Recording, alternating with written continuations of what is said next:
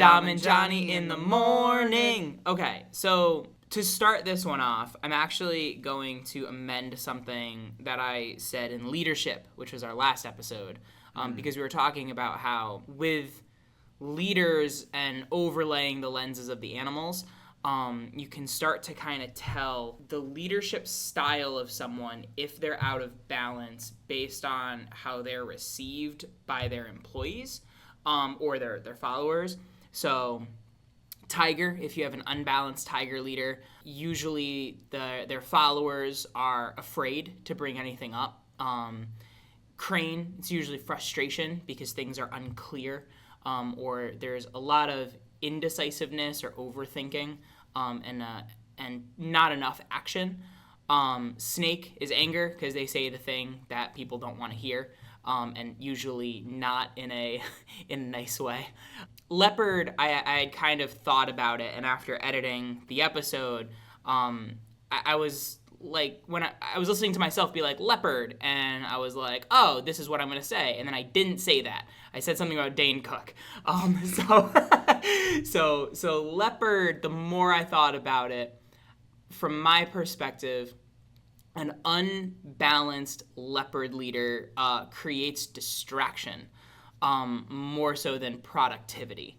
So I think a good example, if you want like a TV show comparison, would be like a Michael Scott, where it's like when he's out of balance, his staff is distracted by random side quests instead of being able to just get their work done.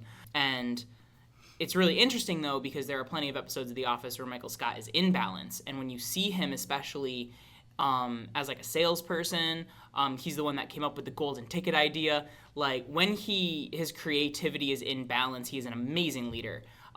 The problem is the show showcases how he's out of balance more often than not for comedic purposes. I just wanted to amend that because I think it's helpful if you think of it as like, man, why do I find my boss so frustrating?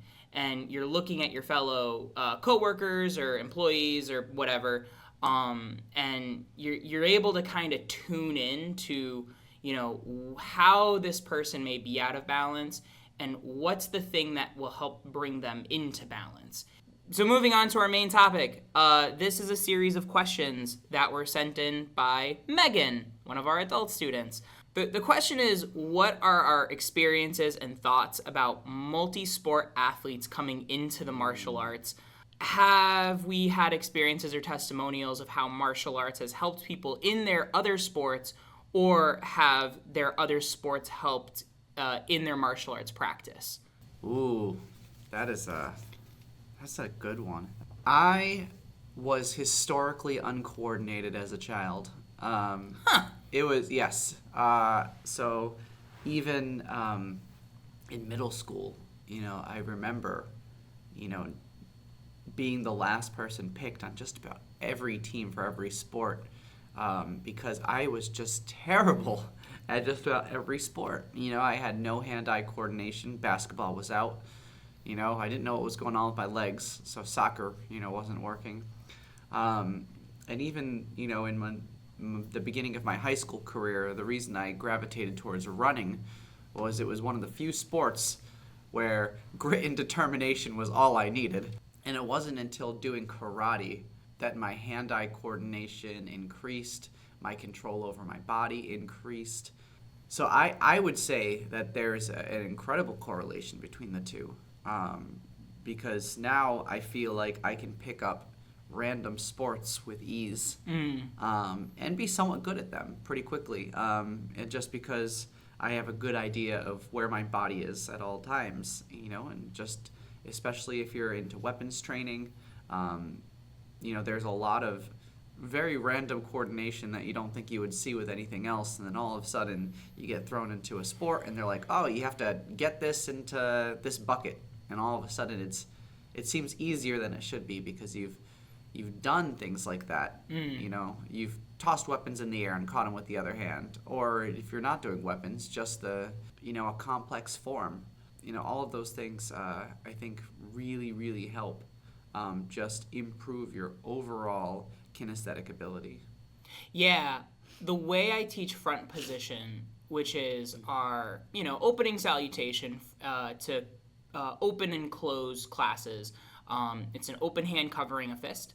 There's symbolism that we teach the kids. Usually it's a great power comes great responsibility type lesson where the fist represents your martial arts and the open hand symbolizes your wisdom of knowing when and when it's not appropriate to use self-defense skills because, if you punch someone, it hurts. The way I really like to explain it, though, is as the fusion of mind and body, where the fist represents, your body, and then the open hand represents your mind, and martial arts is not one of those without the other. It's all about mindful movement. And I've definitely seen examples where, you're trying to teach a kid a complex form, and instead of taking the time to go slow, they just try to speed up what they're already doing, which isn't the correct thing. I've also seen the opposite, usually from adults, where they love talking about the martial arts, but are under-practiced on actually doing it. So it's one thing to be like, oh, I would just do this or do that. But like you've talked about with perishable skills, if you don't actually do it, it doesn't matter how thoughtful you are because your nervous system is not going to know how to respond in real time.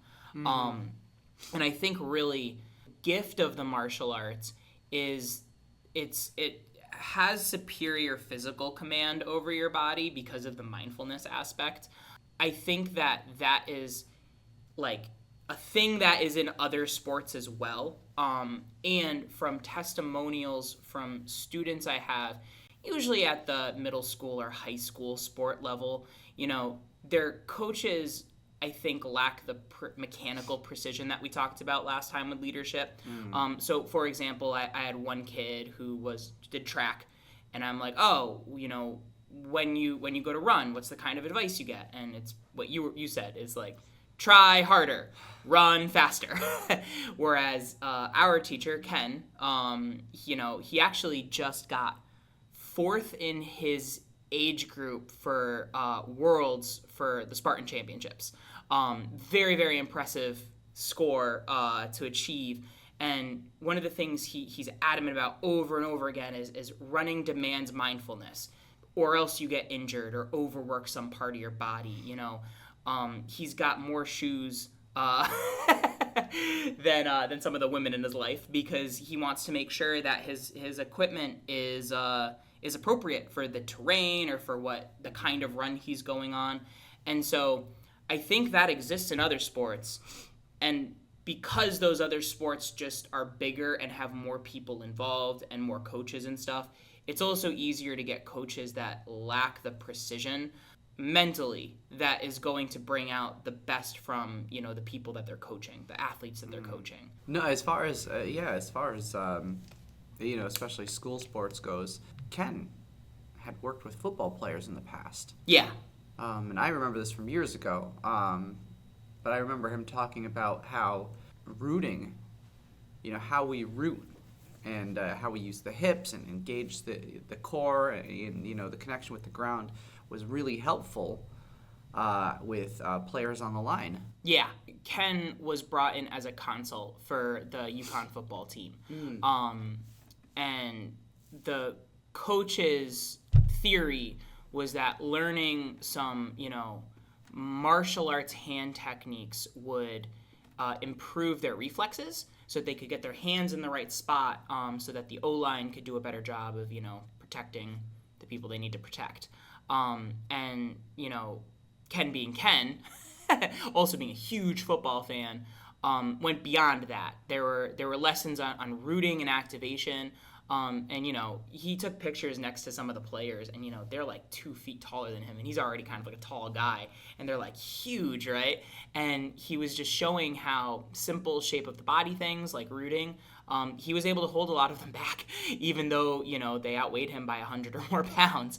So it really, the beauty of the martial arts is a lot of times it comes down to shape. But once you have that foundation, having specific practices like resistance training, flexibility, the conditioning you would do in sports. I mean, the reason we train our sparring footwork the way we do is because a lot of like soccer and football camps use agility ladders. So it's really interesting because, adults who have a background in coaching those kind of sports, when we bring out the agility ladders, are zipping through them because they've already practiced doing them. Because a lot of it just comes down to the kind of conditioning you're doing. In terms of how the martial arts has helped students, I think in the martial arts, depending on the martial art you do, for I can only speak to ours, you do a lot of weird movements, a lot of unorthodox things, like twist stances are a good example of that. If you're talking about agility, you don't really want to cross your feet a whole lot because then you can get tangled up and fall down or get into a vulnerable position. But, when you're practicing it from a forms perspective, you end up training odd positions. So if you fall weird, you have less of a chance of getting injured. I do think that of all the types of movement you can do, martial arts is one of, if not the most versatile.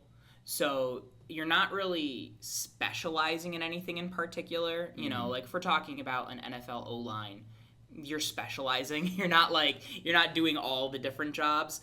But in martial arts, because you're not specializing, it makes it easier, like you said, to pick up sports or other things. The opposite, it can be true, but again, it comes down to mindset. So a lot of times, dancers will come in and they have this amazing strength and flexibility. And there is a saying that martial arts is just dance with a different intent.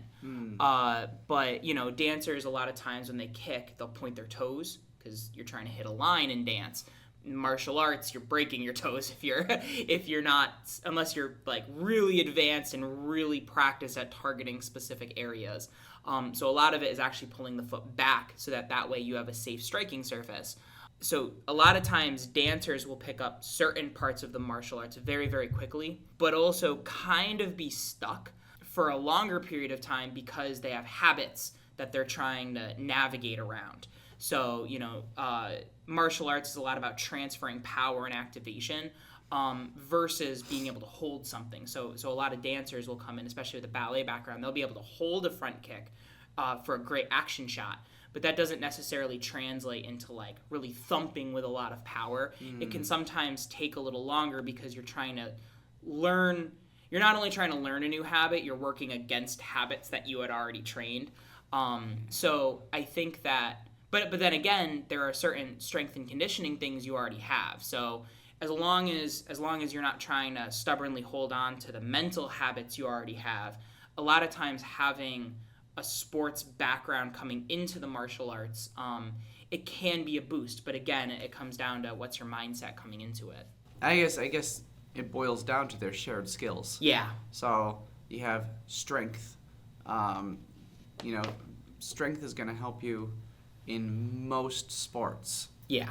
If not all sports. I'm trying to think of like a sport where strength would not help you.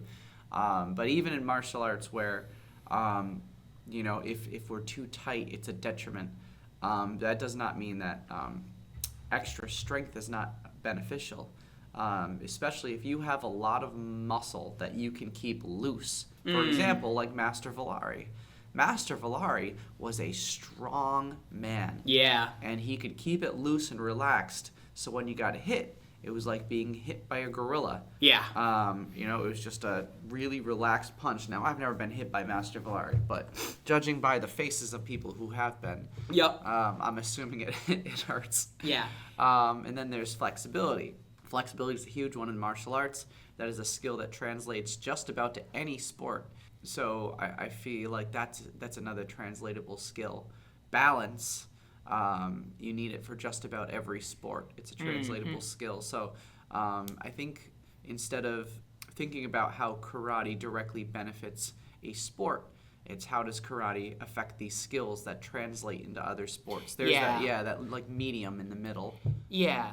Well, and there are ways to think about things like strength. So like if you're running, and you have a lot of mass, right? Because you've strengthened in specific ways, that might end up slowing you down. Like to go back to Ken, one of the things he mentioned is he tried to lose 5 pounds going into this set of races, because he didn't want to be slowed down by anything. Yeah. So, whereas, you have a power lifter, they need big muscles to lift big things. So there is, from a body composition standpoint, you have these tentpole skills like strength and flexibility and balance that are widely applicable, but the specific ratios of your composition, if you're going into a specific competition, they do come up. This is more for, I would say, anyone 18 plus, not really anyone underneath. Resistance training too. I didn't really have nearly as much command over my own body until I started resistance training, because you figure out real quick if you're in shape or not when you're under load. And from students I've had that have a background in weightlifting coming in, that is like one of the most transferable skills I've seen. I remember I had an older teen student, and I was just trying to teach him a backhammer, and it's just like a tricep kickback. And I just said that, and he was thwacking pads like super hard because, when you don't have the weight, now you have acceleration on your side. So, I think overall, if you start with the martial arts, it sets you up really well for learning other sports quicker. I think if you have other sports, it just kind of depends, because there are some instances where you can come in with not bad habits, but habits that will slow you down through the specific perspective of transferring power into a target. Or you might just be a little tight in the specific way that you're trying to get power. Dom and Johnny in the morning. Okay, so